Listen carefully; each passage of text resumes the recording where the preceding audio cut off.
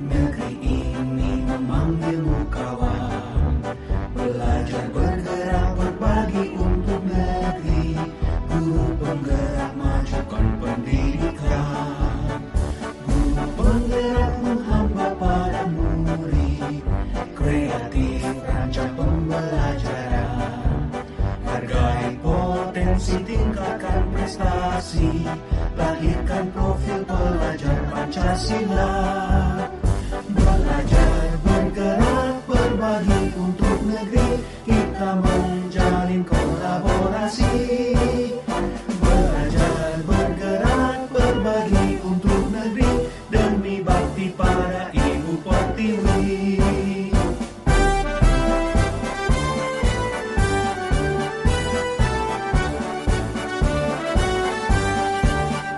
Bulatkan tekad, kuatkan hati.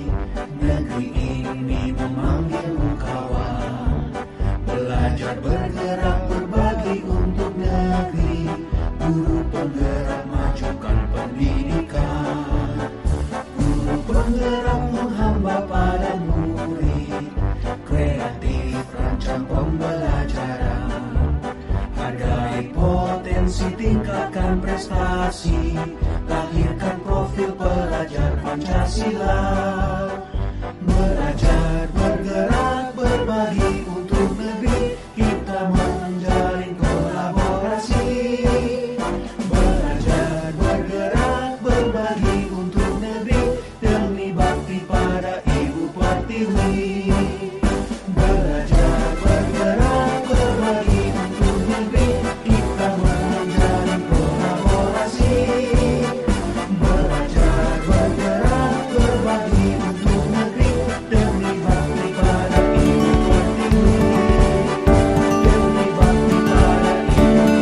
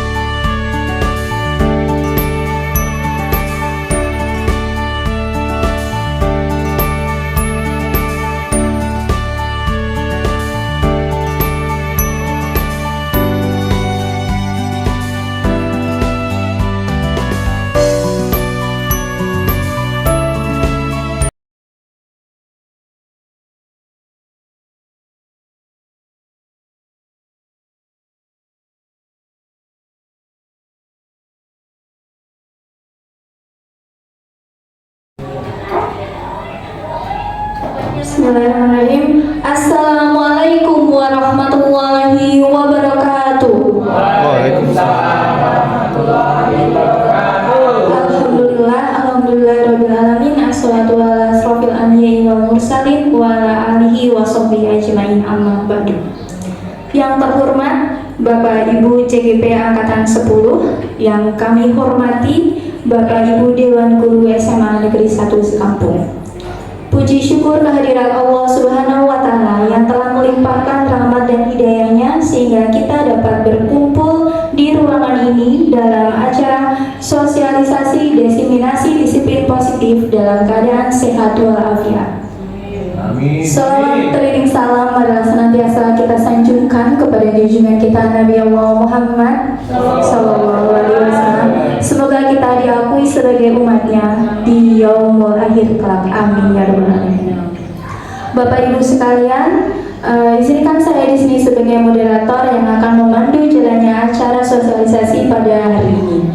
Susunan acara diseminasi disiplin positif, yang pertama pembukaan, yang kedua pemaparan materi, yang ketiga tanya jawab, yang keempat umpan balik atau refleksi, dan yang terakhir penutup.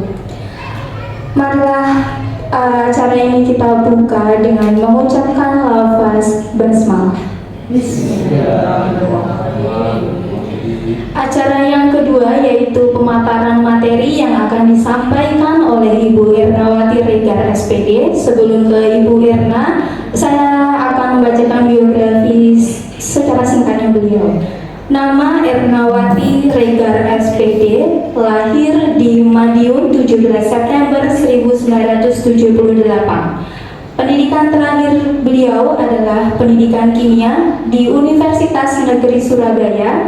Beliau pernah mengajar di International Mental Arithmetica di Surabaya dari tahun 2003 sampai tahun 2006. Sebelumnya, Ibu Irna juga mengajar mata pelajaran kimia di SMA Negeri 1 Sukadana dari tahun 2006 sampai tahun 2024. Baiklah Bapak Ibu sekalian, marilah langsung saja kita dengarkan pemaparan materi dari Ibu Irnawati Regar SPD. Kepadanya disilakan.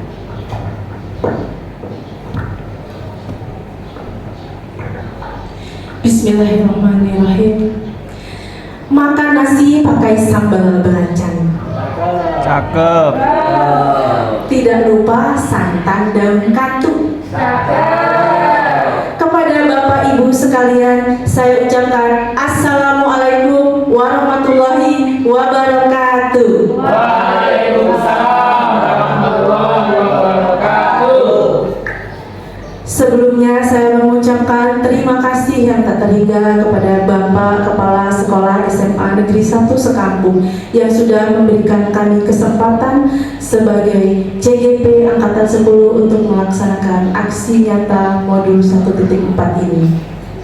Kemudian ucapan terima kasih juga saya sampaikan kepada Bapak Ibu Guru SMA Negeri 1 Sekampung yang sudah bersedia meluangkan waktu dan tenaganya untuk menghadiri undangan kami dalam rangka diseminasi budaya positif di Laboratorium Fisika SMA Negeri 1 Sekampung ini.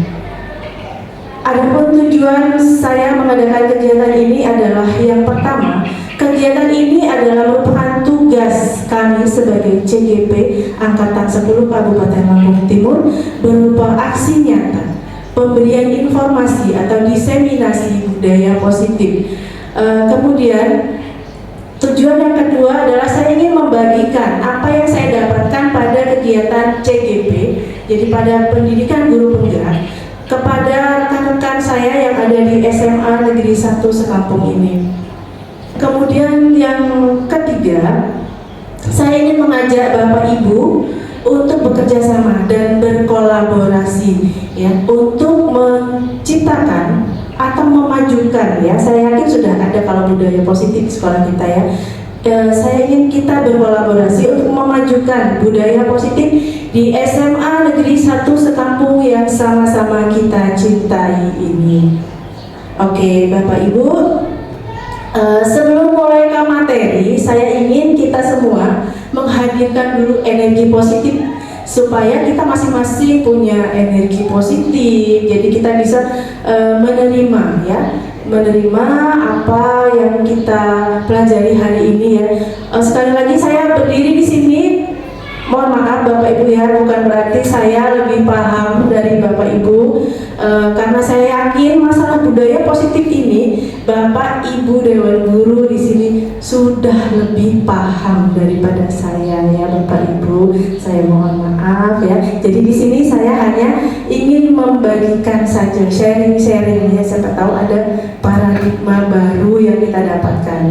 Oke Bapak Ibu, sebelum kita mulai tadi saya ingin kita menghadirkan aura positif dulu kepada masing-masing kita. Saya ingin Bapak Ibu silahkan berdiri, coba berdiri berpasang-pasangan.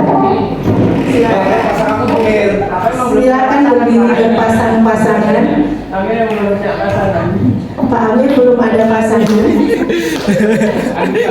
Ya, oh iya ini ada Pak Adi ya. Silakan berdiri berpasang-pasangan. Saya ingin Bapak Ibu memandang pasangannya. Ya, kemudian Bapak Ibu tersenyum kira-kira selama 30 detik. Ya, tersenyum yang paling manis. Coba. Sudah bisa dimulai ya? 1, 2, 3. Senyum yang paling manis. Oke, keren sekali. Mungkin mulanya kita ragu-ragu, tapi lama-lama kita benar-benar akan tersenyum dan tertawa. Sudah belum Bapak Ibu? Sudah tersenyum? Oke, senyumnya sudah sangat lebar sekali. Terima kasih Bapak Ibu. Silakan duduk kembali. Senyum adalah ibadah. Kita akan bahagia sepanjang hari jika kita mulai dengan senyuman. Setuju Bapak Ibu? Oke, mari kita mulai ke materi. Ini adalah aksi nyata modul 1.4 pada tugas kami sebagai calon guru penggerak, yaitu tentang budaya positif. Konsep budaya positif. Jadi pada pagi hari ini kita akan membahas ada 8 konsep dalam budaya positif. Yang pertama adalah perubahan paradigma belajar. Kemudian yang kedua, disiplin positif. Yang ketiga, nilai kebajikan universal. Kemudian yang keempat, motivasi perilaku manusia. Selanjutnya kita juga akan belajar tentang kebutuhan dasar manusia, posisi kontrol manusia, keyakinan kelas, dan segitiga restitusi. Dari beberapa konsep ini, kira-kira ada tidak Bapak Ibu sesuatu yang baru atau yang masih ada dalam pertanyaan kita? Ini apa ya maksudnya? Ada Bapak Ibu?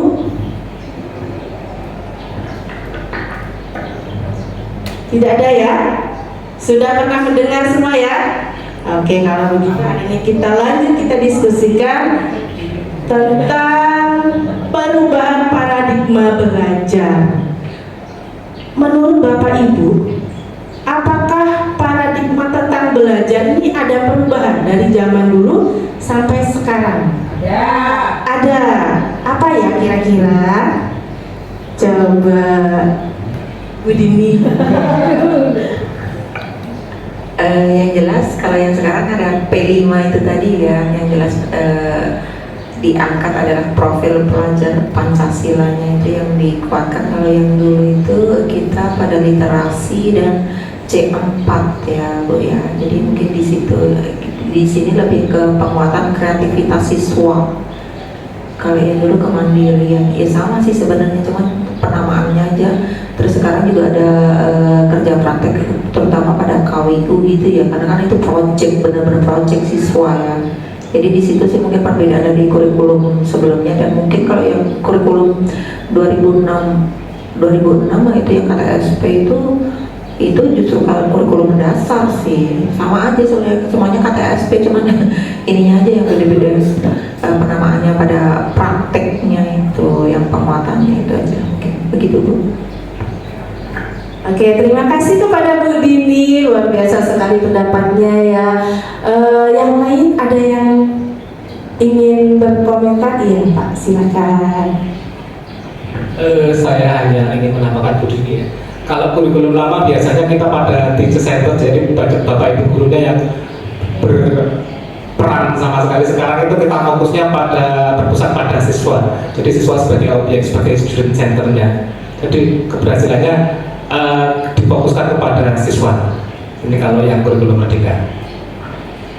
Oke, bagus sekali ya Bapak Ibu ya. Wah, ini udah mulai jalan ini diskusinya. Suka saya kalau kayak gini nih ya. Ada yang lain lagi? Tadi kata Bu Dini, kalau kurikulum yang sekarang, kurikulum Merdeka ini lebih banyak prakteknya karena ada proyek-proyek yang diciptakan oleh siswa. Kemudian tadi bahwa student center ya. Jadi sekarang ini kalau kurikulum Merdeka itu student center. Oke, bagus sekali ya pendapatnya Bapak Ibu sekalian. Ternyata benar, pembelajaran paradigma baru atau kurikulum Merdeka merupakan pembelajaran yang berorientasi pada penguatan kompetensi dan pengembangan karakter yang sesuai dengan dimensi profil pelajar Pancasila. Kurikulum Merdeka memastikan bahwa praktik pembelajaran yang dilakukan di sekolah benar-benar berpusat pada siswa atau student center learning, yang mana setiap siswa dipastikan melakukan kegiatan belajar yang sesuai dengan kebutuhan dan tahap perkembangannya. Apa saja? Ternyata ada dua fokusnya, yaitu berorientasi pada penguatan kompetensi, kemudian pengembangan karakter. Nah, ini adalah profil pelajar Pancasila ya Bapak Ibu ya. Kalian kita yang mengajar kelas 10 sudah paham semua ya dengan dimensi profil pelajar Pancasila. Ada beriman, bertakwa kepada Tuhan Yang Maha Esa, kemudian berkebinekaan global, gotong royong, mandiri, kreatif, dan bernalar kritis. Oke, next. Teori kontrol menurut Dr. William Glasser. Ini ada miskonsepsi tentang makna kontrol. Yang pertama, ilusi guru mengontrol murid. Sebetulnya kita tidak bisa mengontrol murid jika ia tidak mau. Harus ada dorongan sendiri dari diri murid. Bagaimana dengan statement ini Bapak Ibu? Apakah Bapak Ibu setuju? Ada yang ingin berkomentar? Silakan. Bagaimana menurut Bu Rina? Coba.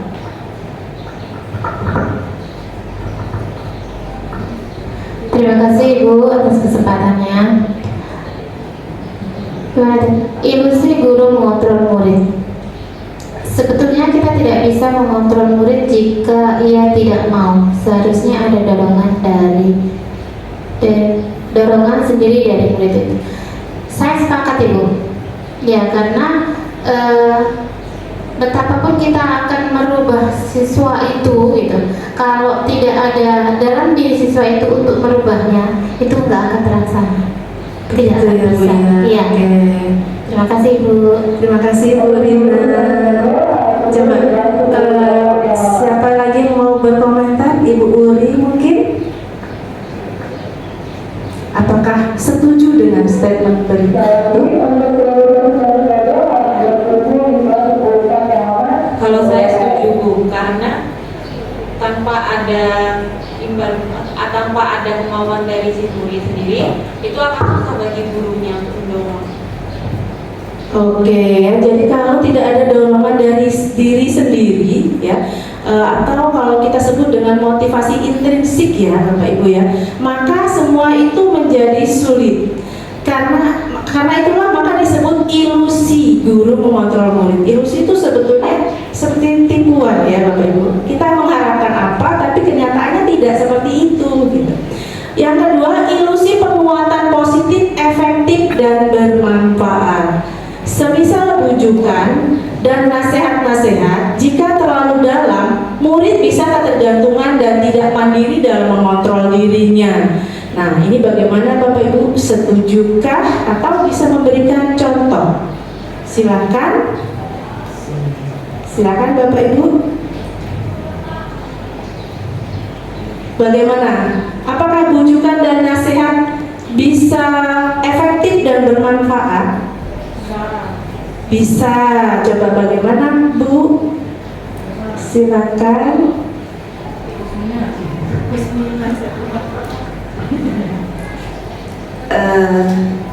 Kalau menurut saya, kalau misalnya seorang guru selalu dan selalu memberi bujukan, nasihat-nasihat yang terlalu dalam terhadap siswa, itu memang kadang siswa itu malas berpikir. Terus akhirnya dia kalau bahasa Jawa jaga nih. Nah, jadi kalau saya ini nggak diarahkan, saya diam aja dulu lah. Nanti saya tunggu bapak atau ibu guru itu mau bagaimana. Itu menurut saya, Bu. Jadi anak itu sulit untuk mengontrol dirinya. Yaitu tadi jaga nih itu tadi. Jadi sekian. Terima kasih, bagus sekali tanggapan dari Ibu Kusmina ya. Bapak Ibu setuju ya?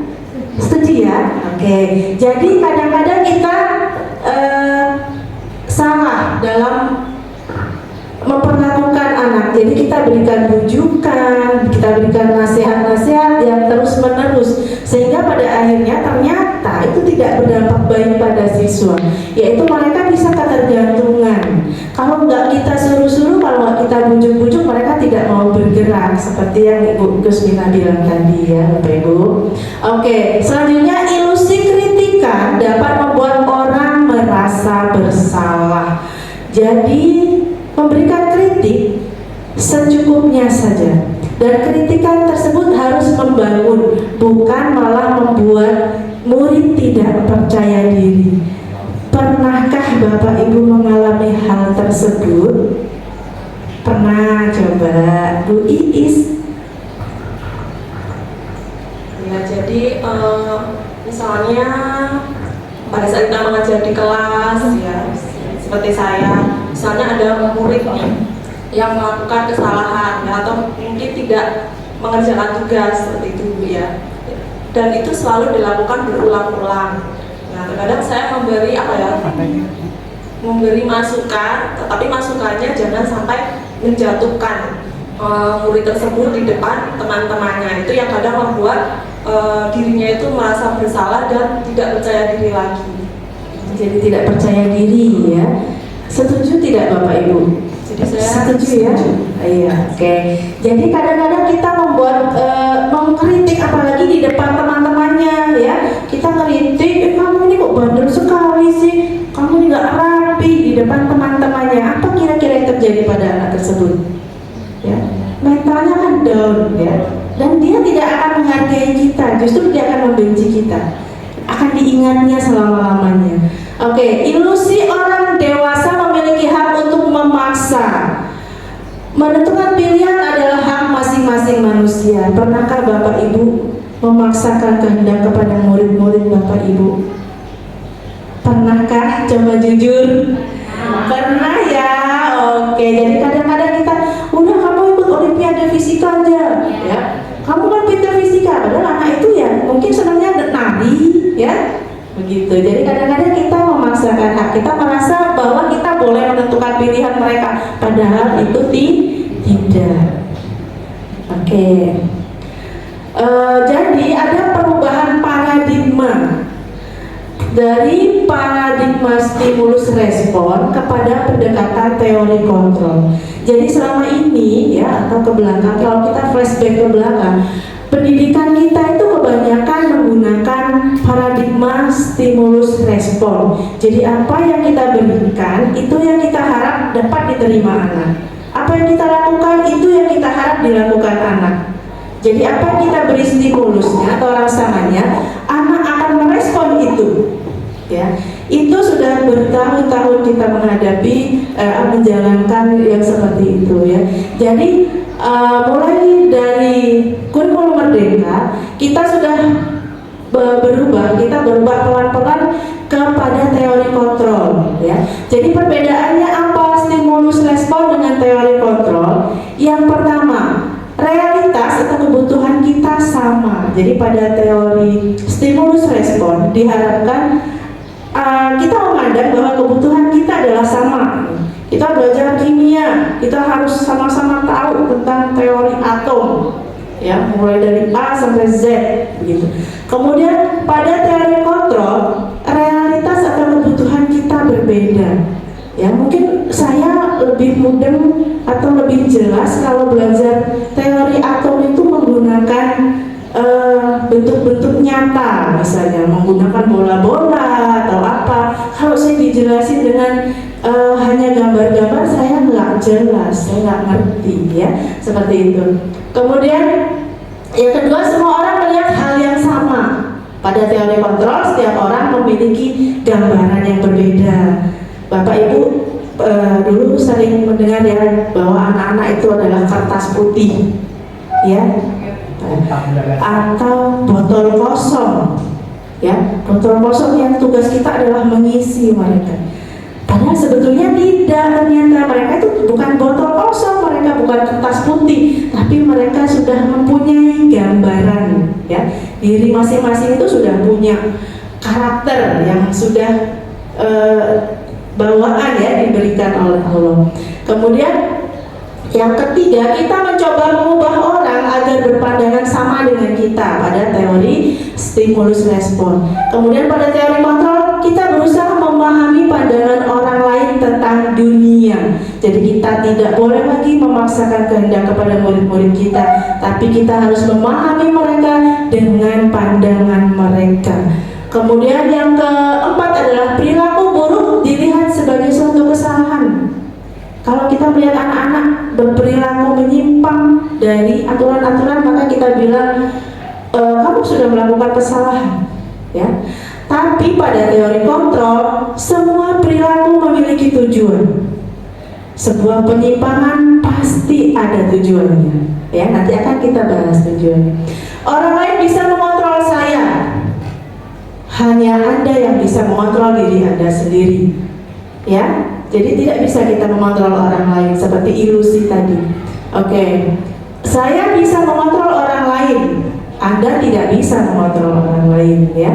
Walaupun kita guru, kita punya kuasa kepada murid, kita tidak bisa kita mengontrol mereka. Kemudian pemaksaan ada pada saat bujukan gagal. Kalau dibujuk nggak bisa, kita paksa. Biasanya seperti itu, ya, Bapak Ibu. Lalu yang teori kontrol menggunakan kolaborasi dan konsensus untuk menciptakan pilihan-pilihan baru. Jadi ada diskusi di situ, ya. Mau kamu apa, mau saya apa, ya. Oke, yang terakhir model berpikir menang kalah, ya. Kalau nggak ikut saya, ya ikut kamu. Ya, kalau nggak menurut saya, ya menurut kamu. Tapi kalau teori kontrol, model berpikirnya menang-menang, atau kalau ada masalah kita cari win-win solution, ya. Jadi kedua belah pihak tidak ada yang dirugikan. Oke, mengetahui makna disiplin positif. Ketika mendengar kata disiplin, apa yang terbayang di benak kita? Apa Bapak Ibu kalau kita dengar kata disiplin? Ya, coba Bu Gus.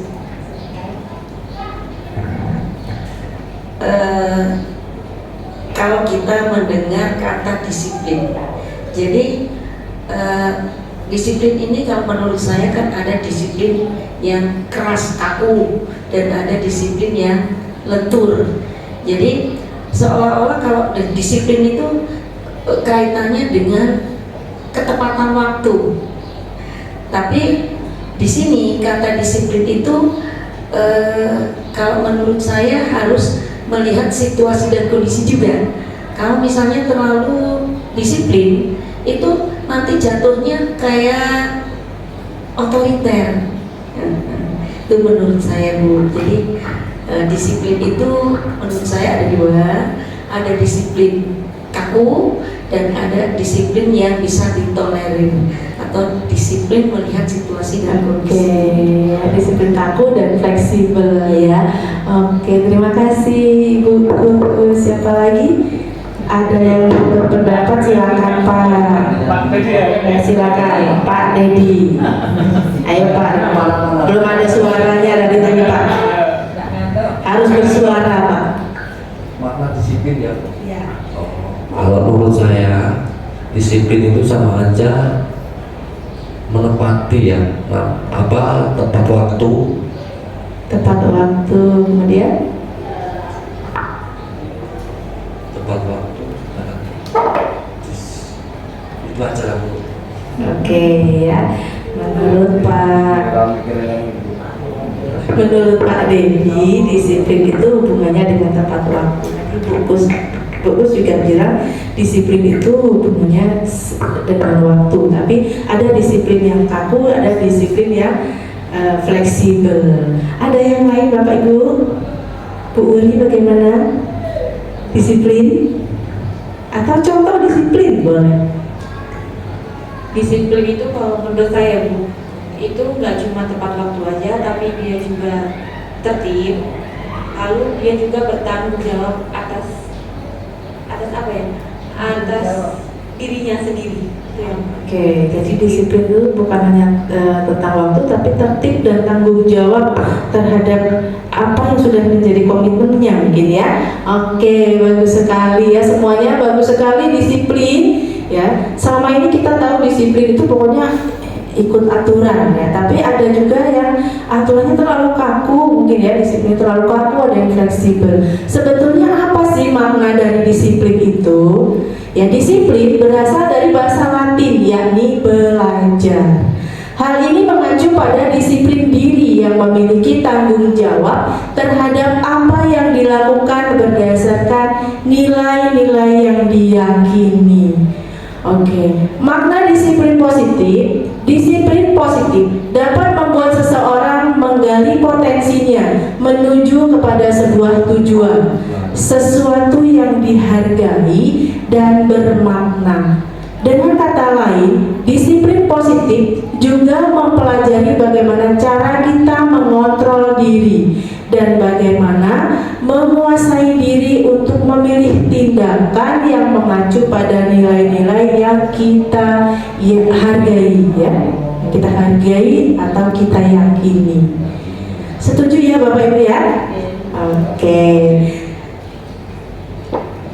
Nah, Bapak Ibu pernah mendengar nilai-nilai kebajikan universal? Kira-kira apa saja ya nilai-nilai kebajikan universal? Atau yang umum kita dengar, nilai-nilai kebajikan. Nilai kebajikan universal adalah nilai-nilai yang disepakati bersama, lepas dari suku, bangsa, agama, maupun bahasa maupun latar belakang. Ya, menurut Diane Goshen 1998 mengemukakan bahwa dengan mengaitkan nilai-nilai kebajikan yang diyakini seseorang, maka motivasi intrinsiknya akan terbangun sehingga menggerakkan motivasi dari dalam untuk dapat mencapai tujuan mulia yang diinginkan. Ya, jadi ada kata motivasi intrinsik di situ. Ya, bagaimana nilai-nilai itu yang diyakini itu memotivasi dari dalam untuk mencapai tujuan mulia yang diinginkan. Semua orang ingin mencapai tujuan mulia ya Bapak Ibu ya. Tidak ada yang punya tujuan buruk, pasti semuanya ingin mencapai tujuan yang mulia. Jadi kira-kira nilai-nilai kebajikan universal itu apa saja?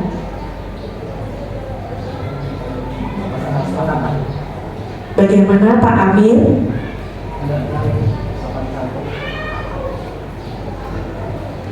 Mungkin kebajikan yang universal itu menurut saya sopan santun atau memiliki akhlak yang baik kalau dalam pendidikan agama Islam. Oke, ada lagi Bapak Ibu sopan santun ya tadi ya. Gotong royong kata Bu Rina. Iya, apalagi? Kreatif. Kemudian bernalar kritis ya, oke itu ya, itu sudah masuk ke dalam profil pelajar Pancasila ya. Ada masih banyak lagi loh, kita ini semua orang pengen mendapatkan keadilan, betul? Iya, keadilan, rasa nyaman ya, kesehatan, kemudian kita juga ingin dihargai ya, saling menghargai ya, saling bekerja sama, kemudian kita punya integritas yang baik ya. Ada banyak sekali kebajikan universal yang ada di negara kita ini ya. Oke, next. Contoh lain nilai kebajikan universal yaitu salah enamnya ada di profil pelajar Pancasila ya, bukan salah satu tapi salah 6. Kalau biasanya kalau anak-anak ini untuk menghafal ini dengan lagu. Pelajar Pancasila beriman dan bertakwa pada Tuhan yang esa dan berakhlak mulia, berkebinekaan global, gotong royong mandiri, kreatif dan bernalar kritis. Ya, ada 6 ya Bapak Ibu ya. Kemudian 9 pilar karakter menurut Indonesian Heritage Foundation atau IHF. Jadi cinta Tuhan dan segenap ciptaannya. Setuju ya Bapak Ibu ya? Ini nilai kebajikan. Kemudian kemandirian dan tanggung jawab. Semua orang ingin mandiri dan bertanggung jawab. Kemudian kejujuran atau amanah, diplomatis. Kemudian hormat dan santun, dermawan, suka menolong dan gotong royong. Percaya diri, kreatif dan pekerja keras. Kepemimpinan dan keadilan. Oke, baik dan rendah hati. Semua orang ingin menjadi baik ya Bapak Ibu, tidak ada. Walaupun kita lihat di penjara banyak sekali orang-orang jahat, tapi pada dasarnya semua orang ingin menjadi baik. Oke, toleransi, kedamaian dan kesatuan. Motivasi perilaku manusia menurut Diane Gosden dalam bukunya Restructuring School Discipline menyatakan ada 3 motivasi perilaku manusia. Jadi kadang-kadang kita itu berperilaku itu pasti ada motivasinya, ada tujuannya. Yang pertama untuk menghindari ketidaknyamanan atau hukuman. Ada tidak Bapak Ibu contohnya di sekolah? Ada ya? Seperti apa contohnya? Coba Bu Rina.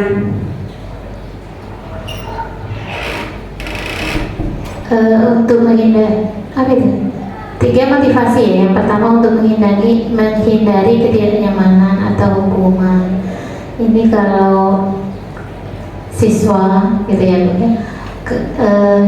ambil contohnya aja saat sholat gitu. Jadi kan banyak siswa atau beberapa siswa lah ya yang tidak melakukan sholat, itu nunggu diobrak-obrak dulu gitu. Artinya dia melakukan sholat itu bukan kesadaran dirinya, tapi masih untuk menghindari hukuman karena marah dan sebagainya. Mungkin itu saja Ibu. Oke, bagus sekali contohnya ya Bu Rina ya. Jadi mungkin banyak kasusnya di sekolah ini ya Bapak Ibu. Ketika anak-anak itu melakukan sesuatu karena takut mendapat hukuman atau menghindari ketidaknyamanan, daripada dimarahin, saya kerjakanlah. Padahal itu bukan keinginan dia sendiri. Oke, yang kedua untuk mendapatkan imbalan atau penghargaan dari orang lain. Bagaimana Pak? Coba contohnya yang ada di sekolah. Kadang-kadang memang motivasi itu kalau adanya rewards ya kalau ada rewardsnya, mungkin kalau dalam pembelajaran Bapak Ibu guru bisa mungkin kasih rewards nilai apa bagaimana, anak-anak biasanya akan tambah lebih semangat untuk meningkatkan belajarnya dan seperti itu. Jadi masih belum bisa secara mandiri ya. Jadi ada iming-imingnya kira-kira seperti itu. Terima kasih Bapak. Jadi untuk mendapatkan imbalan atau penghargaan dari orang lain, jadi kita melakukan sesuatu itu karena ada imbalannya ya. Biasanya anak-anak di kelas itu yang ranking 1 sampai ranking 3 dikasih hadiah ya. Nah kalau seperti itu nanti kedepannya sepertinya tidak boleh lagi ya Bapak Ibu ya, karena ternyata tidak efektif ya, karena anak-anak melakukan sesuatu hanya untuk mendapat hadiah atau mendapatkan imbalan. Nah yang ketiga, untuk menjadi orang yang mereka inginkan dan menghargai diri sendiri dengan nilai-nilai yang mereka percaya. Sudah adakah yang berperilaku seperti itu Bapak Ibu? Sudah ada ya? Sudah ada. Jadi mungkin guru-guru di SMA Negeri 1 Sekampung ini rajin atau datang tepat waktu, karena menghargai diri sendiri dengan nilai-nilai yang dipercaya bahwa saya adalah orang yang patut dihargai, saya punya integritas. Begitu ya Bapak Ibu ya. Oke, bagus sekali. Next, ada perbedaan antara hukuman, konsekuensi, dan restitusi. Jadi hukuman itu terjadinya tidak terencana atau tiba-tiba. Kalau dilihat dari gambarnya ya Bapak Ibu, itu ada seorang guru dengan dua muridnya. Ya, muridnya terlihat menunduk karena dihukum. Ya, jadi tidak terencana atau tiba-tiba. Murid tidak tahu apa yang akan terjadi atau tidak dilibatkan, tiba-tiba dihukum. Ya. Kemudian yang bersifat satu arah, murid tidak bisa berargumentasi, pokoknya dihukum aja kalau salah ya. Kemudian berupa hukuman fisik atau psikis. Hukuman fisik biasanya apa Bapak Ibu? Disuruh push up, ya kalau terlambat coba kamu push up atau kamu lari keliling lapangan ya. Kalau psikis seperti apa? Seperti apa? Bapak Atika? Kalau hukuman berupa fisik tadi bisa push up, bisa squat jump, bisa muter lapangan. Kalau hukuman psikis mungkin bukan dikata-katain, tapi dinasehatin gitu. Ya, tapi yang enggak keras gitu. Kasih kritik. Kritikan pedas katanya ya. Psikis itu hubungannya sama mental ya. Jadi intinya mungkin dengan kata-kata atau dengan verbal ya. Kamu ini anak malas, kamu tuh mau kapan berubahnya gitu-gitu. Sini kamu, saya jewer gitu misalnya ya. Jadi seperti itu, psikisnya jadi lemah, jadi down ya Bapak Ibu. Oke, ada lagi konsekuensi. Gambarnya jempol ke atas benar ya, jempol ke bawah salah. Konsekuensi adalah terencana dan disepakati sesuai peraturan. Selama ini sepertinya seperti itu ya Bapak Ibu ya. Kalau kita dari hari ini ke belakang sepertinya itu yang kita lakukan. Murid tetap dibuat tidak nyaman loh dengan peraturan itu ternyata. Bapak Ibu pernah jadi murid kan dulu ya? Enak nggak dengan peraturan-peraturan? Nggak enak ya Bapak Ibu ya, nggak enak. Bahkan ada anak saya itu nunggu lulusnya kapan, saya ini mau gondrong ya. Itu karena peraturan itu membuat murid tidak nyaman. Kemudian sikap guru selalu memonitor murid. Selama ini ya kita memonitor murid, kita melihat mereka sudah melakukan ini belum, sudah melakukan itu belum ya. Kemudian ada yang ketiga adalah restitusi. Gambarnya orang sedang berdiskusi ya, ibu guru dengan muridnya. Restitusi itu apa? Proses menciptakan kondisi bagi murid untuk memperbaiki kesalahan. Kemudian proses kolaboratif yang mengajarkan murid untuk mencari solusi sendiri. Jadi makanya di situ gambarnya orang berdiskusi ya Bapak Ibu ya, karena dalam menyelesaikan masalah mereka mendiskusikannya sehingga bukan dari sebelah pihak. Oke, kebutuhan dasar manusia. Bapak Ibu, kalau melihat anak berkelakuan salah, melakukan kesalahan, kira-kira kenapa sih mereka itu? Kenapa mereka itu kok bandel misalnya? Kenapa mereka melakukan kesalahan? Ya, ternyata mereka itu hanya ingin memenuhi kebutuhan dasar manusia ya. Jadi seseorang senantiasa berusaha untuk memenuhi kebutuhannya dengan berbagai cara. Bila mereka tidak bisa mendapatkan kebutuhannya dengan cara yang positif, maka mereka bisa melanggar peraturan atau melakukan hal-hal yang tidak sesuai dengan nilai-nilai kebajikan ya. Jadi mereka itu ingin memenuhi kebutuhan dasar. Apa saja sih kebutuhan dasar manusia itu? Yang pertama adalah bertahan hidup atau survive ya. Iya, semua orang ingin bertahan hidup. Ini hubungannya dengan kebutuhan primer kayaknya ya. Jadi kebutuhan kita akan makan ya, mungkin dan kesehatan dan rumah ya. Nah itu adalah kebutuhan bertahan hidup. Yang kedua, kasih sayang dan rasa diterima atau love and belonging ya. Jadi kebutuhan ini juga meliputi keinginan untuk tetap terhubung dengan orang-orang baik. Ya, jadi kadang-kadang anak nakal itu karena tidak punya yang menyayangi dia, ya. Dia hanya butuh kasih sayang. Kemudian yang ketiga ada kebebasan atau freedom, adalah kebutuhan akan kemandirian, otonomi, memiliki pilihan dan mampu mengendalikan arah hidup seseorang. Jadi kadang-kadang anak-anak itu nakal itu karena pengen kebebasan. Mereka merasa terkekang. Ada di sekolah ini harus belajar ini dan itu harus dengan ya. Sebetulnya memang belajar itu kewajiban mereka ya, dan memberikan ilmu juga kewajiban kita ya. Akan tetapi kenapa sih mereka suka membuat ulah ketika belajar? Ternyata mereka ingin bebas. Mungkin bebas itu maksudnya mereka pengen dengan cara mereka loh belajarnya gitu. Saya pengen belajarnya dengan cara seperti ini, saya pengen praktek. Masa kimia cuma disuruh ngitung-ngitung aja nggak pernah praktek gitu ya. Nah itulah ya, mereka tuh pengen bebas mengekspresikan diri. Kemudian kesenangan, kebutuhan akan kesenangan adalah kebutuhan untuk mencari kesenangan bermain dan tertawa. Kadang-kadang anak-anak suka mengganggu temannya.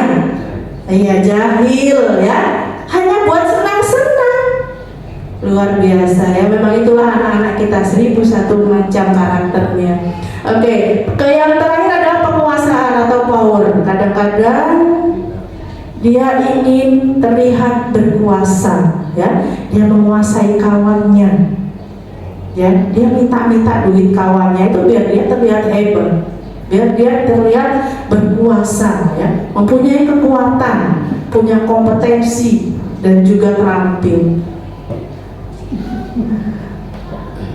Di sini ada contoh Bapak Ibu, sebuah contoh kebutuhan dasar apa yang tidak terpenuhi dari cerita di bawah ini. Ibu Ambar, guru wali kelas 2A di SD Pelita Hati, sedang bingung menghadapi ulas salah satu murid di kelasnya, Doni. Beberapa anak di kelas 2A telah datang padanya dan mengeluhkan Doni yang seringkali meminta bekal makan siang mereka dengan paksa. Jika Anda menghadapi situasi seperti itu, apa yang akan Anda lakukan? Menurut Anda, kira-kira apa alasan Doni melakukan hal tersebut? Bagaimana Bapak Ibu? Saya beri waktu berapa detik untuk menganalisa kasus ini. Silakan.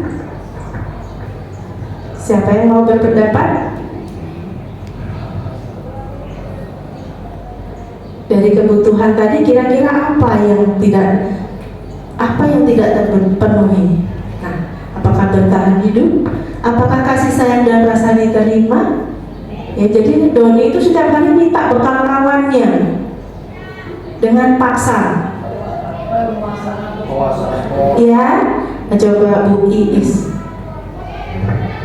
Baik, kalau menurut saya masalahnya Doni itu dia karena kebutuhan hidup sama kasih sayang mungkin. Karena dengan menganalisis masalahnya dia sering meminta-minta makan bekal milik temannya. Itu kita sebagai guru harusnya kita berdiskusi dengan beliau, dengan Doni tersebut, ditanyakan apa masalahnya, mungkin sama orang tuanya belum sempat dimasakin ya Bu ya, atau mungkin memang karena kebutuhan ekonomi keluarganya memang terbatas. Itu mungkin juga bisa menjadi pemicu kenapa Doni sering meminta makan bekal milik temannya. Jadi menurut saya kebutuhan dasar Doni itu karena bertahan hidup sama kasih sayang menurut saya. Oke, menurut Bu Iis adalah kebutuhan bertahan hidup dan kasih sayang.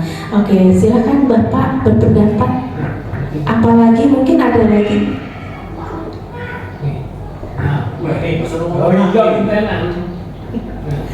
kalau menurut saya itu penguasaan atau power. Si Doni itu kan termasuk laki-laki, dia meminta sama yang lebih apa namanya, lebih lemah dari badannya lah istilahnya. Kalau untuk kelas SD itu kan dia takutnya di situnya, Bu. Kalau masalah kasih apa namanya makanan itu, orang tuanya pasti, kalau menurut saya itu pasti membawain atau yang membawain bekal. Yang kedua, kalau menurut saya itu Doni itu sama aja menjahili, atau dalam kata lain itu pengen ganggu teman-temannya itu, Bu. Ya. Ingin ganggu berarti ada di mana, Pak? Pengen ganggu. Kesenangan mungkin ya, Pak ya? Kesenangan, kesenangan diri, kesenangan si Doni itu. Oke, penguasaan dan kesenangan berarti ya. Oke, terima kasih. Ada lagi yang lain? Apakah semua kebutuhannya mungkin? Tidak ada lagi? Bu Dini, bagaimana? Silakan Bu Dini.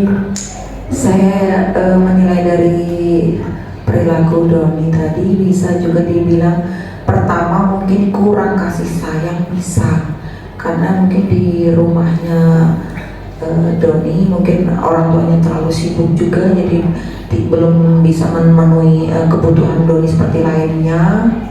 Mungkin seperti itu, akhirnya muncullah karakter-karakter yang berbeda dari Doni. Mungkin dia ingin dilihat bahwa dia itu orang yang kuat, jadi dia mungkin mencoba dengan penguasaan itu tadi ya, Bu ya. Terus setelah itu dia merasa dia mampu menguasai teman-temannya tunduk sama dia. Akhirnya muncullah sifat dia senang bermain-main itu, jadi muncul dia ke karakter yang berbeda. Mungkin pertama kali stimulusnya dari kasih sayang itu. Kalau untuk kayaknya bertahan itu kayaknya tidak akan seperti itu. Mungkin kalau yang muncul untuk kekurangan makanan itu justru dia mungkin minder, dia akan pendiam mungkin ya itu. Tapi kalau kurang kasih sayang nanti munculnya mungkin jadi seperti itu. Kalau dari ini dilihat dari kronologinya si anak itu. Sekian dari saya, terima kasih. Oke, terima kasih. Semuanya luar biasa sekali ya. Jadi kasus Doni tadi ya, kalau menurut Bu Dini yang terakhir tadi, dimulai dari kurangnya kasih sayang mungkin ya. Makanya dia itu cari perhatian sebetulnya ya. Kemudian lalu dia dengan cara menguasai temannya ya, menguasai temannya. Dia pengen terlihat hebat. Kemudian ada juga setelah itu dia merasa senang ya, dan senang dengan menjahili kawannya ya. Kemudian kalau menurut Bu Iis tadi ada bertahan hidup ya. Kita tidak tahu ya kalau kita belum bertanya langsung kepada Doni. Itu tadi kan analisa kita, kemungkinan kebutuhan dasar yang dibutuhkan oleh Doni adalah ya, mungkin bisa juga kebebasan ya.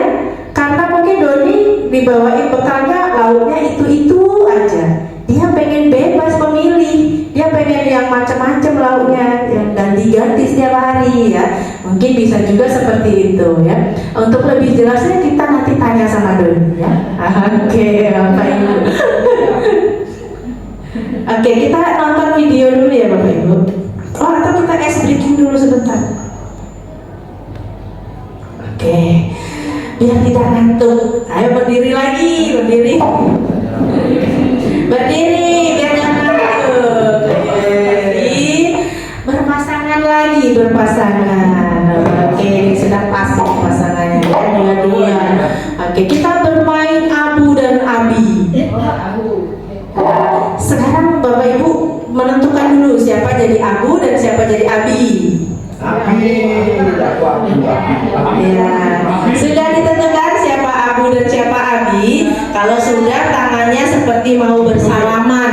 Nah, seperti mau bersalaman, jangan salaman dulu ya Bapak Ibu, belum boleh salaman. Oke. Kalau saya sebut Abu, maka si Abu menggenggam tangan Abi dan Abi menghindari. Ya, Abi menghindari, jadi harus konsentrasi. Sudah jelas Bapak Ibu clue-nya? Sudah. Oke, siap ya? Sudah siap semua? Oke. Abu. Siapa yang berhasil? Bu Rina dan Pak Dodi, luar biasa. Lagi, konsentrasi lagi. 1, 2, 3, konsentrasi. Abu. Bapak Ibu lupa ya jadi siapa? Oke, 1 kali lagi. Ya, lepaskan dulu Pak Dodi. Abi. Berhasil Bu Uri dan Bu Iis dan Pak Dodi dan berserta Bapak Ikhwan. Iwan. Luar biasa sekali. Sudah lumayan seger ya Bapak Ibu? Oke, sekarang boleh duduk lagi, kita mau nonton. Film apa ini?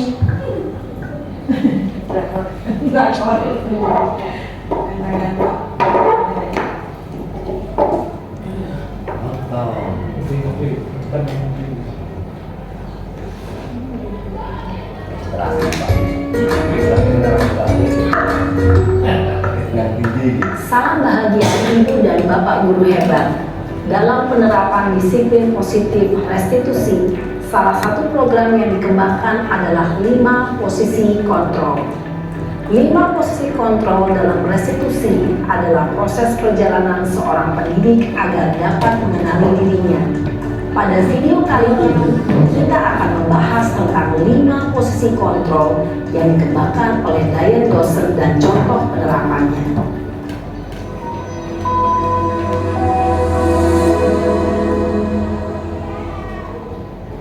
5 posisi kontrol itu adalah 1.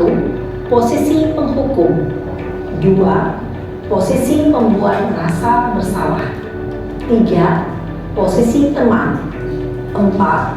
Posisi pemantau atau monitor, dan 5. Posisi manajer.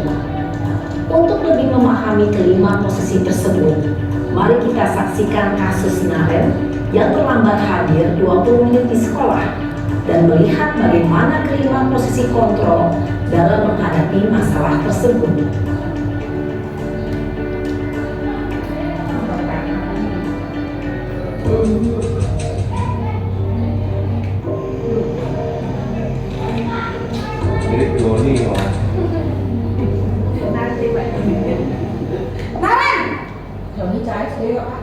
Sini kamu. Gede ke SD. Buat siapa Ibu? Selalu terlambat. Ini emosi. Pasti terlambat. Apa? Apa coba? Alasan kamu apa lagi? Kapan sih kamu tidak terlambat? Malas sekali ya kamu jadi anak. Saya Dasar pemalas. Gak kapok-kapok sih kamu. Sudah berapa kali terlambat? Sana, kamu keliling lapangan basket 2 kali. kenapa saya harus ke lapangan basket, Bu? Kenapa? Kamu melawan ibu. Berani-beraninya jawab. Sudah terlambat, masih berani jawab pula. Sekarang, keliling lapangan basket 5 kali sekalian. Biar kapok. Cepat. Pergi sana ke lapangan basket. Posisi penghukum biasanya berbicara dengan nada tinggi, menghardik, menunjuk-nunjuk, menyakiti, dan menyindir. Hukuman bisa berupa fisik maupun psikis. Ibu dan Bapak Guru hebat, dampak yang terjadi pada murid ketika guru berada pada posisi penghukum adalah murid cenderung akan memberontak, bahkan menyimpan dendam.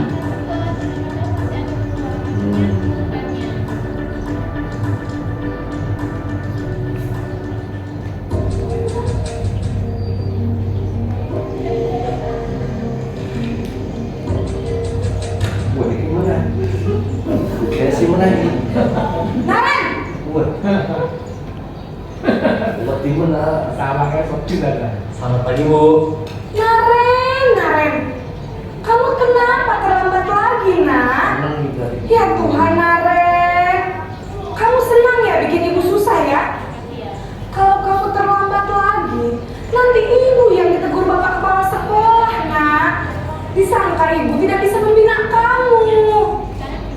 Aduh, gimana ini? Maaf Bu. Duh Gusti Naren. Kamu suka ya kalau ibu ditegur bapak kepala sekolah? Terus, sekarang ibu harus tulis apa ini di buku absen? Ini kamu sudah sering terlambat loh. Ibu harus apa coba? Maaf Bu. Maaf sekali. Ya sudah, lain kali jangan bikin ibu susah lagi ya nak ya. Ibu tidak akan kuat lagi kalau kamu begini terus. Bisa jantungan kalau ibu ditegur bapak kepala sekolah.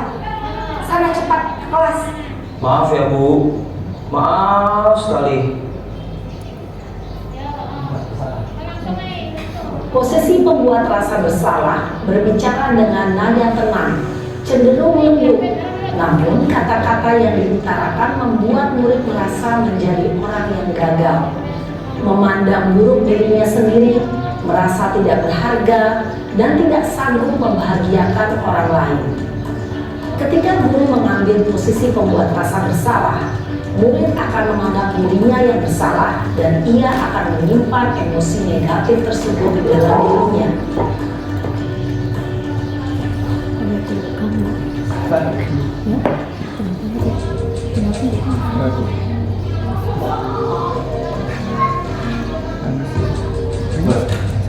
Kamu mau hanya suka ibu.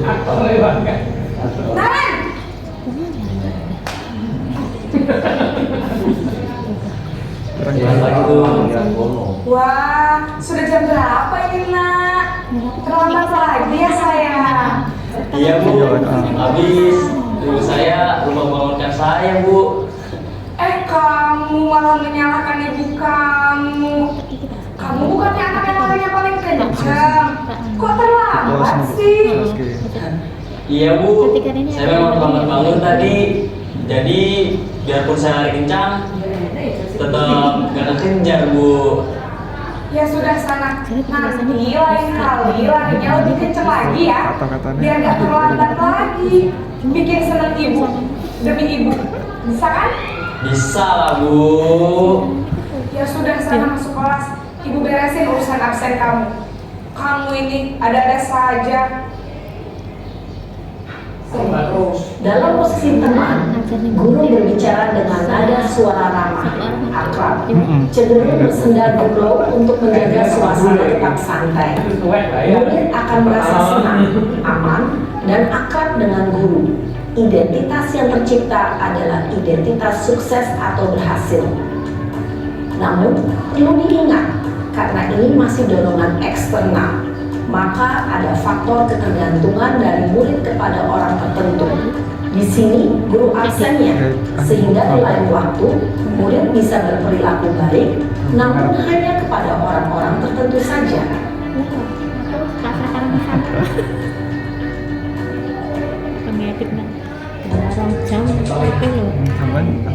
Kamu tahu? Ini kalau ramah ya.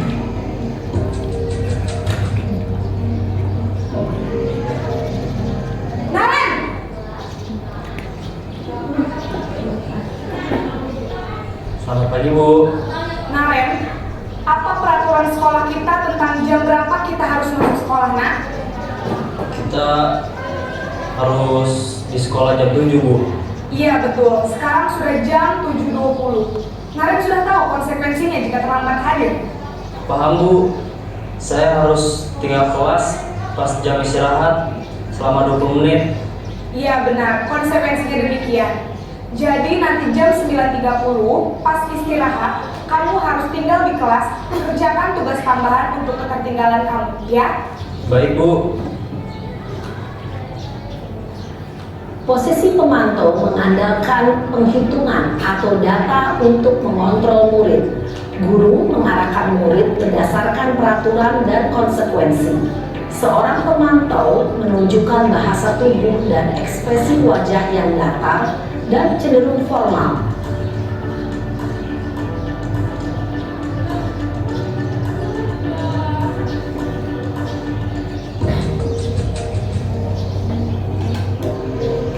Siren.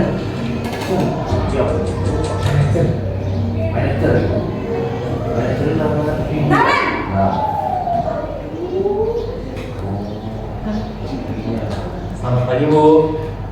Selamat pagi Naren.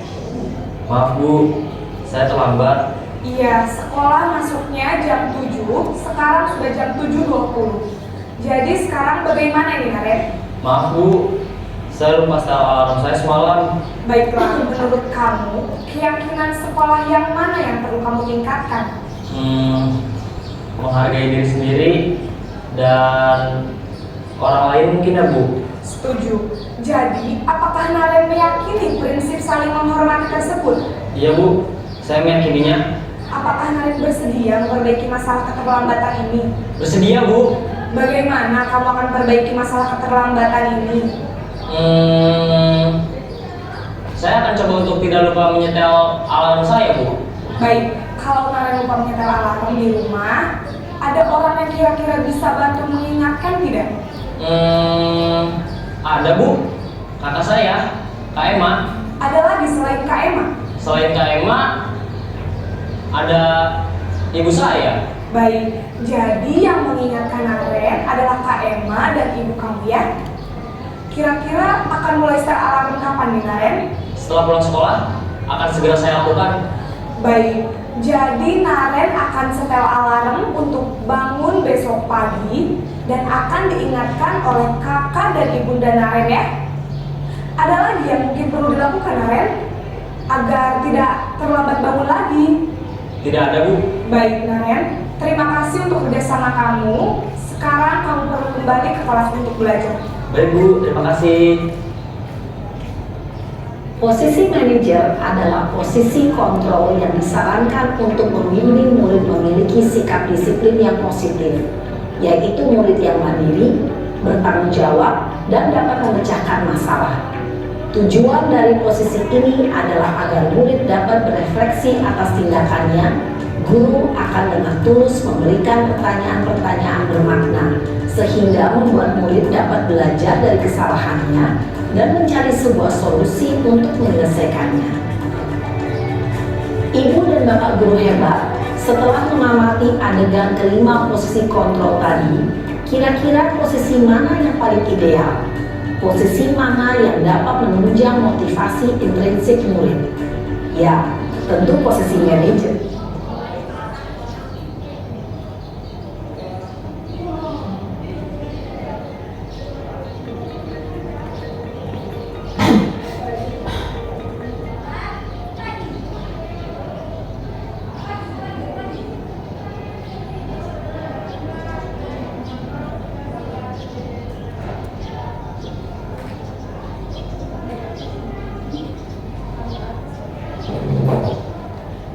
Oke, sudah.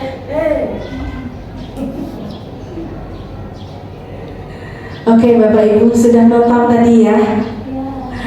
Bagaimana Bapak Ibu, kira-kira kita sering berada di posisi kontrol yang mana? Kalau zaman dulu kita sering menggunakan posisi penghukum ya. Oke, karena mereka salah lalu kita hukum karena kita menganggap hukuman dapat merubah ya. Oke. Kemudian ada juga pembuat rasa bersalah ya Bapak Ibu. Biasanya itu kita kamu apa nggak kasihan sama ibu? Ibu nanti jadi dimarah kepala sekolah loh, gitu ya. Jadi membuat anak itu merasa sangat bersalah dan menjadi sangat apa ya Bapak Ibu, menjadi lemah gitu. Jadi terus ada lagi posisi teman ya, seperti yang sudah kita tonton tadi. Kalau teman itu biasanya ngobrolnya akrab ya, anak-anak itu jadi tidak takut mengeluarkan pendapatnya. Tapi ternyata masih kurang juga posisi teman itu karena masih belum menimbulkan motivasi intrinsik ya Bapak Ibu. Kemudian ada posisi pemantau. Nah ini biasanya guru BK yang banyak ya. Jadi kamu sudah melanggar peraturan ini, kamu tahu peraturannya ini, maka konsekuensinya ini ya. Seperti itu biasanya guru BK.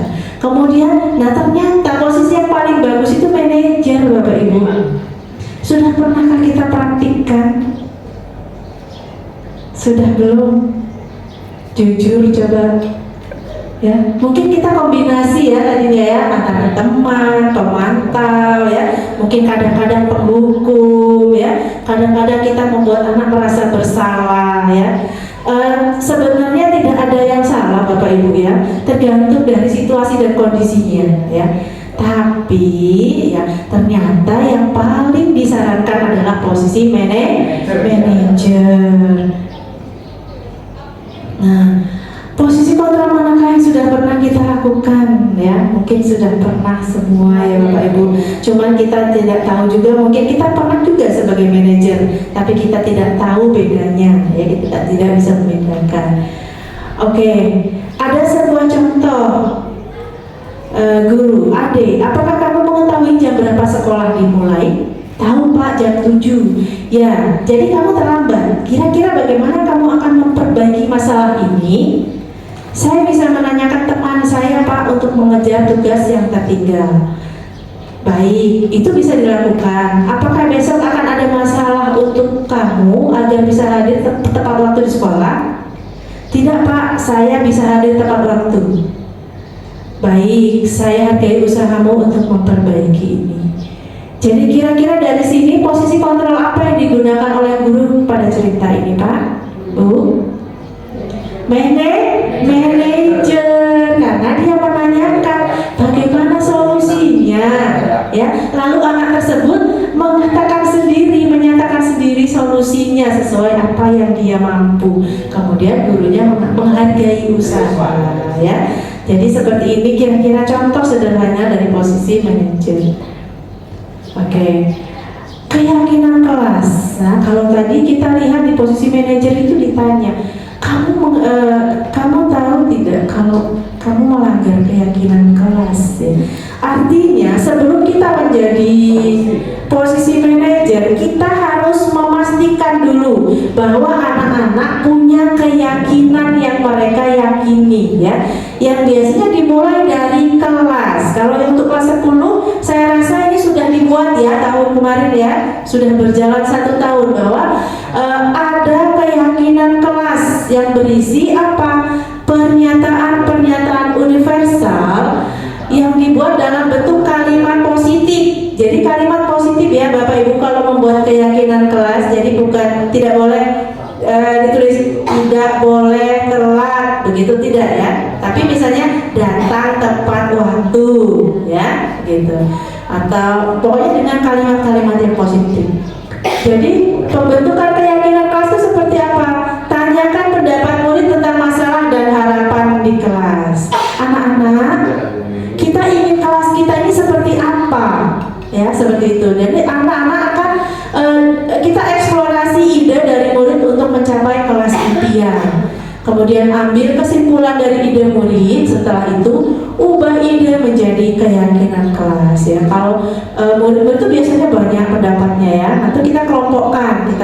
Setelah itu kita buat menjadi sebuah keyakinan kelas yang diumumkan dan harus diyakini oleh setiap anggota yang ada di kelas tersebut.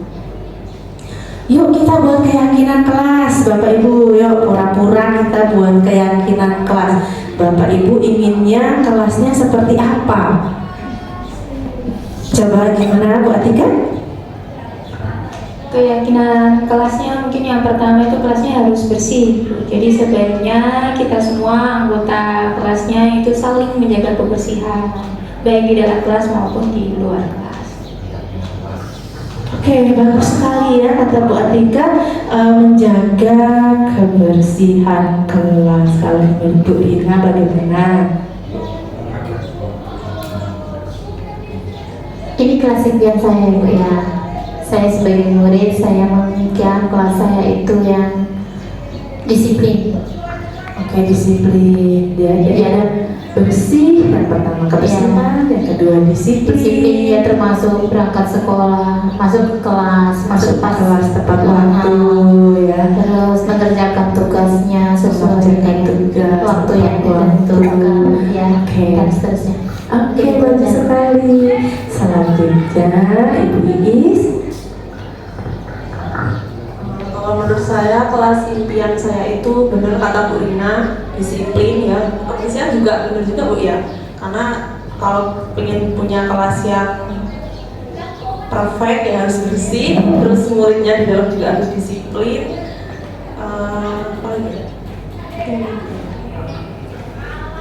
Bu Uri, silakan kelasnya pengen seperti apa? Nanti kalau jadi wali kelas kita bisa mengeksplor ide anak-anak. Kalau saya ya Bu, di kelas itu sebaiknya anti bullying. Anti bullying keren sekali ya, ini lagi tren banget. Anti bullying bukan apa? Karena kan biasanya ada nih saat pelajaran tertentu atau mungkin melakukan tertentu ada salah satu anak yang mungkin tidak bisa atau bukan tidak bisa, dia belum mampu untuk situ, tetapi temannya bully. Nah, saya itu di kelas itu menciptakan kelas yang anti bully, jadi semua kita sama bertoleransi, gotong royong dan anti bully. Oke, keren sekali pendapatnya. Silakan semua harus berpendapat ini. Kalau saya mungkin yang berkaitan dengan teknologi ya, karena di SMA Sekampung boleh menggunakan HP ya.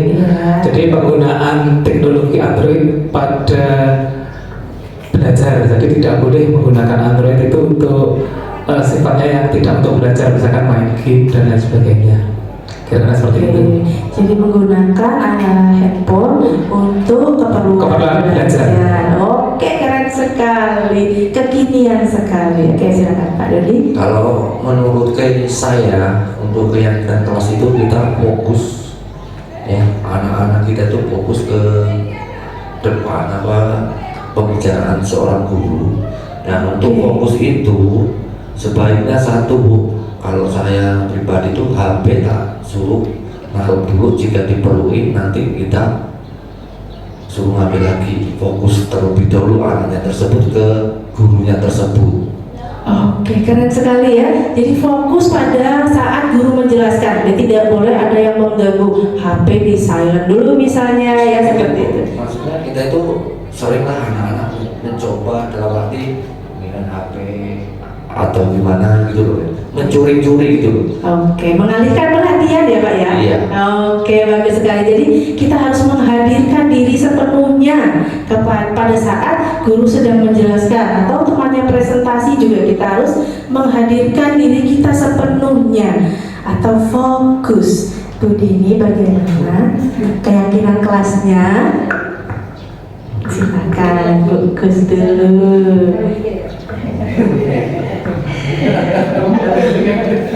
Dia lagi kayak sambil kalau kelas saya, mau saya itu semua siswa itu menghargai guru. Jadi kelas kami membuat kesepakatan kalau guru sedang menjelaskan, walaupun kita itu merespon dengan bahasa yang baik, maaf tidak boleh menggunakan bahasa yang nyolot lah istilahnya. Sering tuh anak-anak kalau kita lagi minta respon ke siswa kan, anak-anak itu bahasanya kurang sopan gitu. Jadi saya mengharapkan kelas saya itu sepakat kalau sedang ada bapak atau ibu guru, kalau kita merespon dengan bahasa yang sopan, baik. Oke, keren sekali ya. Jadi kita harus menghargai guru ya, dan terutama berbudi pekerti yang baik ya Bapak Ibu. Silakan Bu Dini. Semuanya sudah ini lengkap semua kayaknya. Saya hanya menambah aja, kalau di kelas saya pengen kelas saya itu menjaga tata krama, terutama ya sopan santun itu sangat ingin saya terapkan di kelas saya, karena ketika anak itu sudah mampu menguasai dirinya untuk bertata krama sopan santun, insya Allah ke lain-lainnya itu anak itu akan mengikutinya. Artinya di pribadinya aja masing-masing ada kesadaran. Kalau saya sih ke situ, dan selanjutnya sih karena saya kelas ini, tentunya saya ingin kelas saya itu mampu berkreativitas yang tinggi dan mereka terbuka terhadap semua aksi teman-teman lainnya. Jangan saling tadi bilang tidak membuli. Nah, itu dia, saling hargai lah begitu. Terima kasih. Oke, terima kasih Bu Dini ya. Jadi sopan santun ya, kemudian kreatif ya. Luar biasa sekali ya keyakinan yang kelas yang diinginkan oleh bapak-bapak dan ibu-ibu guru di sini. Nanti kita tularkan kepada anak-anak kita ya Bapak Ibu. Kita explore apa sih nilai-nilai kebajikan ya. Sebetulnya itu tadi kan nilai-nilai kebajikan. Semuanya nilai-nilai kebajikan. Jadi kita buat sebanyak-banyaknya. Nanti baru kemudian kita kelompokkan mungkin yang satu jenis ya. Kita kelompokkan sehingga menjadi lebih sederhana. Keren sekali ya Bapak Ibu keyakinan kelasnya. Beri tepuk tangan buat kita semua. Oke. Nah, ini materi yang terakhir, segitiga restitusi. Apa sih itu segitiga restitusi? Sudah pernah mendengar Bapak Ibu? Belum, ada yang belum ya, mungkin ada yang sudah. Oke, segitiga restitusi adalah salah satu cara ya. Jadi ini bukan satu-satunya cara, tapi ini adalah salah satu cara untuk memperbaiki diri agar terwujud disiplin diri. Dapat dilakukan melalui segitiga restitusi. Jadi salah satu cara adalah segitiga restitusi. Segitiga restitusi adalah proses menciptakan kondisi bagi peserta didik untuk memperbaiki kesalahan mereka sehingga mereka bisa kembali pada kelompok mereka dengan karakter yang lebih kuat ya, menurut Goosen 2004. Tahapan segitiga restitusi adalah yang pertama menstabilkan identitas atau stabilize the identity. Yang kedua, validasi tindakan yang salah atau validate the mistake. Yang ketiga, menanyakan keyakinan atau seek the belief. Ya. Jadi apa itu menstabilkan identitas? Jadi pada tahap menstabil ini segitiga restitusi gambarnya seperti ini ya Bapak Ibu, segitiga yang tidak terputus ya. Yang pertama adalah menstabilkan identitas, posisinya ada di bawah ya Bapak Ibu. Nah, contohnya menstabilkan identitas itu adalah seperti ini. Misalnya kita melihat anak melakukan kesalahan, lalu kita stabilkan dulu mentalnya ya Bapak Ibu. Jadi jangan langsung kita judge kamu salah ya, tapi tidak. Kita pasti stabilkan identitasnya. Misalnya gini, semua orang pernah melakukan kesalahan. Ya, ibu juga pernah waktu sekolah dulu melakukan seperti ini ya. Jadi dia biar tidak down, ya, tidak merasa bersalah. Mentalnya kita buat stabil dulu. Kemudian yang kedua adalah validasi tindakan yang salah. Oke, kamu salah. Ceritakan ke ibu apa yang terjadi, ya. Lalu anak itu bercerita, gini saya tadi didorong sama ini, kan saya mau gini, dia nyontek pekerjaan saya, lalu gini ya, akhirnya berantem ya. Nah kita kasih ruang dulu mereka untuk curhat, apa sih sebetulnya yang terjadi ya. Kemudian setelah itu baru kita menanyakan keyakinan ya. Kamu tahu nggak kalau kamu sudah melanggar keyakinan kelas? Tahu Bu? Apa Mas Adi? Keyakinan kelas yang mana yang kamu langgar? Misalnya ya seperti itu. Kemudian siswa itu menjawab, tidak menghargai teman Bu, ya. Nah, lalu setelah itu, jadi harusnya seperti apa kamu? Harusnya saya tidak marah-marah Bu, harusnya saya bisa menahan emosi gitu ya. Jadi kedepannya terus bagaimana? Saya mau minta maaf Bu sama teman saya misalnya ya. Jadi solusinya dia sendiri yang menemukan dengan kita mau memfasilitasi, kita mendampingi ya.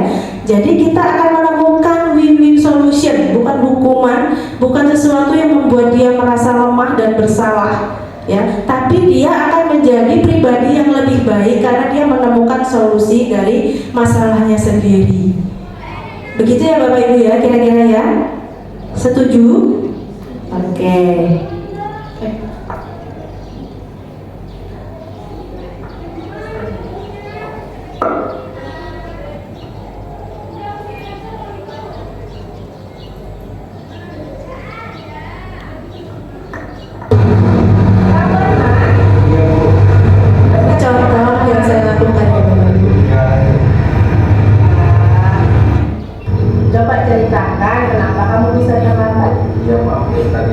main game sampai larut malam.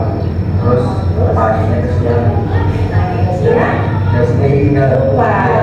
Oh ya. Maklum lah itu ya. Semua orang pasti pernah mengalami seperti itu. Sekarang kamu tahu tidak, kamu sudah melanggar peraturan sekolah yang mana? oh ya mungkin dan tidak memakai atribut sekolah. Oh ya. Sekarang coba ini keluarkan. Jadi bagaimana caranya biar kamu ke depannya tidak melanggar lagi? Ya bu, saya nggak akan main game lagi sampai malam dan saya akan masak alarm juga. Tidak telat ya. Ya bu. Jadi hari ini kamu sudah tahu kesalahan kamu apa dan ke depannya bagaimana memperbaikinya. Baiklah, sekarang kamu boleh masuk. Oke, itu tadi contoh aksi nyata yang sudah saya lakukan, yaitu membuat skenario tentang segitiga restitusi.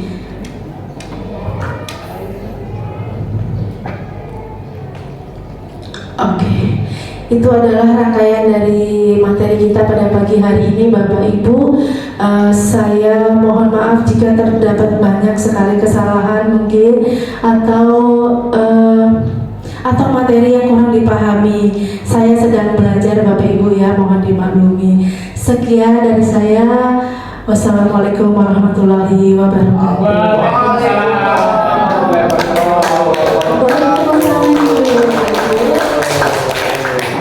Baiklah, demikian tadi adalah pemaparan materi dari Bu Ernawati dan diskusi kita. Acara yang selanjutnya yaitu tanya jawab kepada Bapak Ibu Dewan Guru, dipersilakan untuk bertanya. Pak Dedi. Belum, lanjut dulu. Pak Iwan mungkin? Belum. Bunda Rina, ada yang mau tanyakan nggak Bu?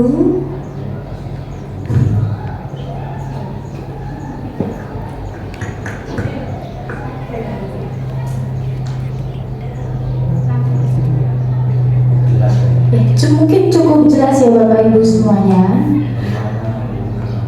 Iya. Langsung tanya jawab ya.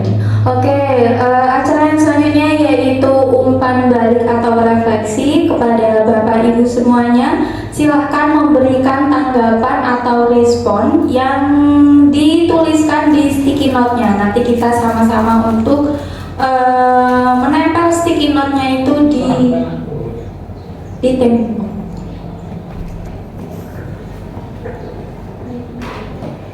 Jujur ya Bapak Ibu. Iya. Iya. Ini yang baik ya Bu. Iya, boleh yang kurang apa? Yang baik-baik. Ya, Untuk kebaikan. ini banyak yang refleksi. Refleksi. Tentang ibu iya.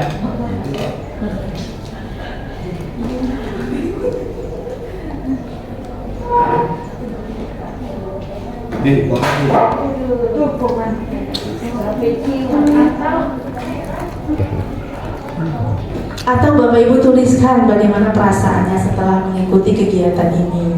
Apakah perasaannya menjadi sedih atau enggak, terluka atau bahagia. Silakan Bapak Ibu. Masukan juga boleh ya Bapak Ibu ya.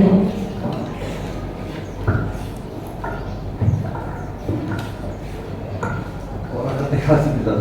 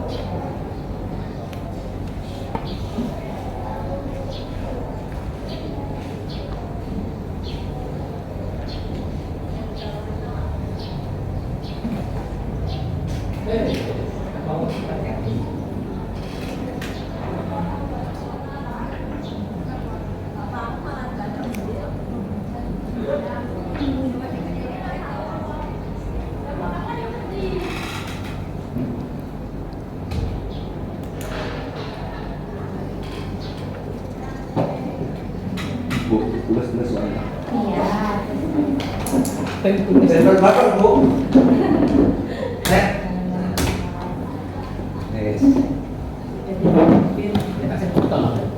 Ya, motor sih ini. Iya Pak, nggak apa-apa. Udah saya mau.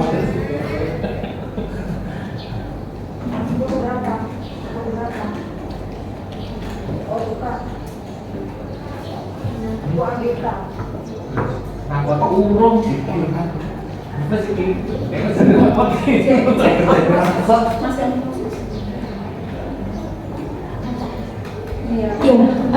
kepada Ibu Rinawati dipersilahkan untuk membacakan refleksinya.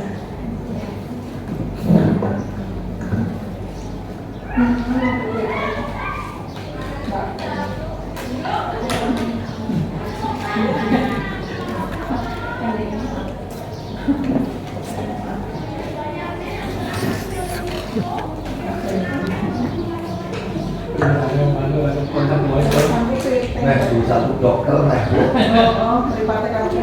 Ini kok gitu. Kita letak lagi sih. Baik Bapak Ibu, terima kasih atas kesempatan yang diberikan saya untuk membacakan refleksi dari Bapak Ibu untuk kegiatan kita pada hari ini ya. Yang pertama, setelah mengikuti kegiatan diseminasi budaya positif ini, jadi tahu posisi kontrol yang baik bagi kita sebagai seorang guru. Kemudian yang berikutnya adalah setelah mendapatkan materi diseminasi budaya positif, saya menjadi tahu hal-hal yang sebaiknya dilakukan oleh seorang guru terhadap siswanya. Hampir mirip ini ya, tapi kita nggak contekan ya. Kemudian umpan balik yang berikutnya adalah saya sangat senang. Jatuh.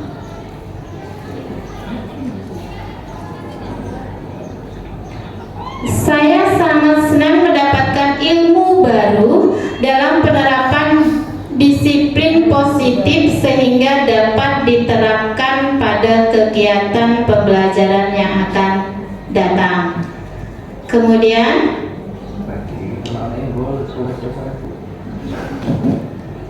refleksi berikutnya, selama mengikuti kegiatan ini hati saya terbuka untuk menjadi guru yang lebih profesional demi mendidik generasi anak bangsa.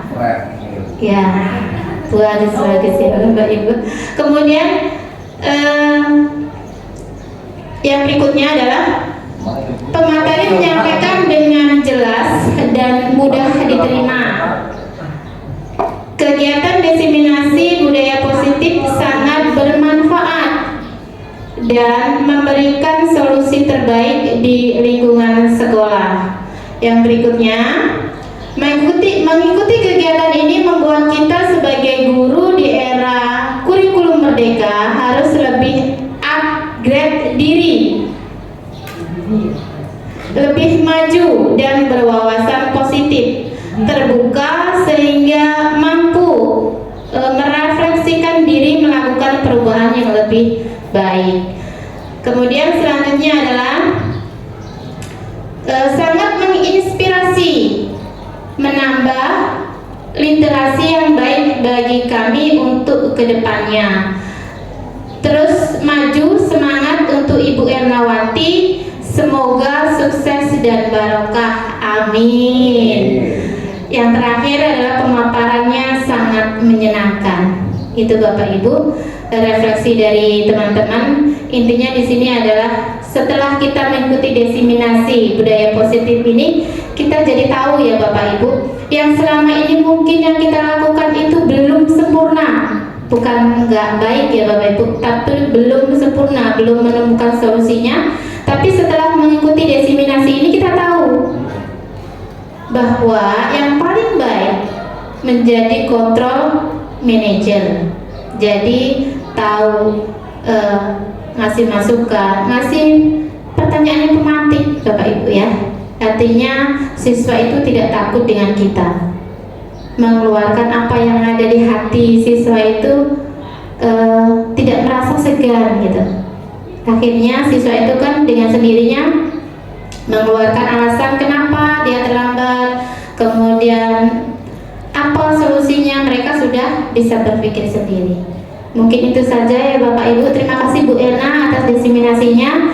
Insya Allah kedepannya kita sedikit demi sedikit akan implementasikan kepada anak-anak didik kita ke depannya. Terima kasih.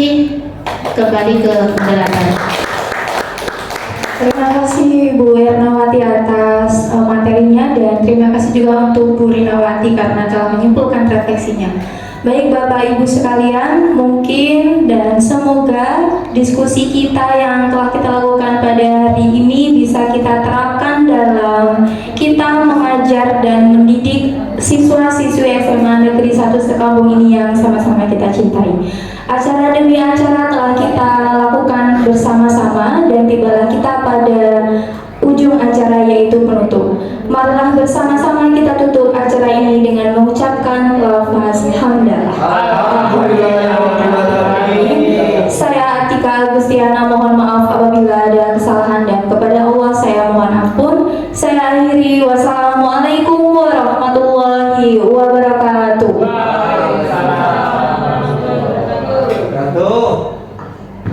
Yang terakhir adalah sesi foto bersama. Kepada seluruh Bapak Ibu guru dimohon untuk maju.